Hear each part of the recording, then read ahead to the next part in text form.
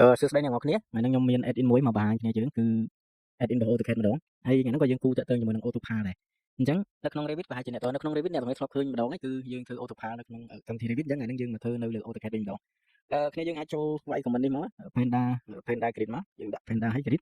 បន្ទាប់មកទៀតវានឹង load តារាង user interface ឲ្យយើងមួយហើយអ្នកគ្នាយើងបានឃើញនេះអញ្ចឹងខ្ញុំអត់ចាំបាច់ដូរអីទេបើសិនជាគ្នាយើងចង់បន្ថែមយើងគ្រាន់តែវាយលេខកន្លែងនេះទៀតមកនេះអញ្ចឹងគេថាយើងយក3ម៉ែត្រទៀតហ្នឹងគឺវាបានអញ្ចឹងគេថាយក2ម៉ែត្រ5ទៀត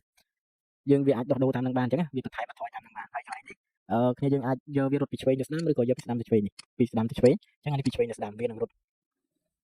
ហើយកន្លែងនេះវិញគឺយើងអាចកំណត់វាថប់ទៅបឋមឬក៏បឋមទៅថប់អីកន្លែងនេះគឺមានថាវារត់ឲ្យគ្នាយើងកន្លែងហ្នឹងវារត់វាដូរនេះអញ្ចឹងខ្ញុំយកថប់ទៅបឋមវិញនេះហើយកន្លែងនេះគឺនិយាយពី spacing កន្លែងនេះ1ម៉ែត្រ5នេះគឺយើងកំណត់ពី spacing នេះទៅនេះហើយ overall នេះគឺយើងគិតពីកម្រាស់ពីធំរបស់នេះទៅដែរ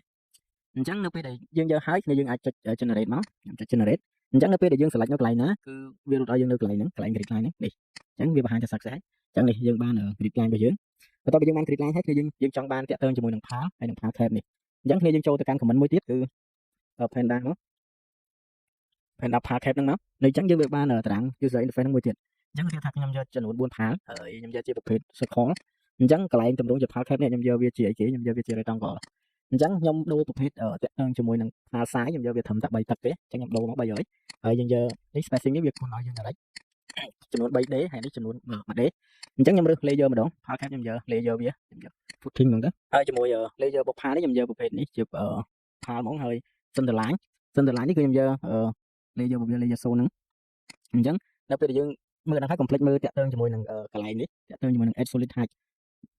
យើង add solid height នេះបើសិនជាយើងអត់ដោះគ្រីវាទេពេលដែលវា run នៅលើ AutoCAD យើងគឺវាមាន color អញ្ចឹងខ្ញុំដោះវាចេញហើយខ្ញុំចុចវានេះពេលដែលយើង select ហើយយើង enter មកវាប្រាប់យើងថា success ហើយអញ្ចឹងយើងចុច OK នេះ PAL របស់យើងអញ្ចឹងយើងអាច dim លើ PAL របស់យើងគឺយើងរើសមិញវាចំនួន3តឹកនេះគឺវាទៅហើយអញ្ចឹង